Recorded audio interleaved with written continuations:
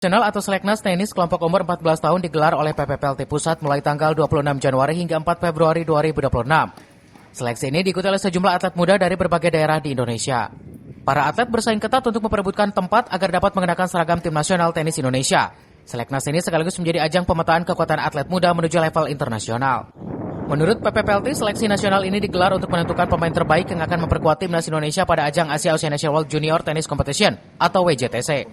Kejuaraan tersebut dijadwalkan akan berlangsung pada bulan April mendatang.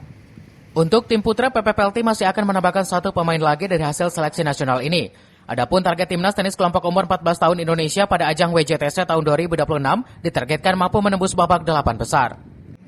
Seleksi nasional ini tujuannya untuk pembentukan tim nasional KU14 Indonesia, bertujuan untuk mengikuti kejuaraan Asia Oceania World Junior Tennis Championship WJTC disingkat, itu bulan April di Kuching, Malaysia. Dari Kabupaten Bogor, Cevi Suryadi melaporkan.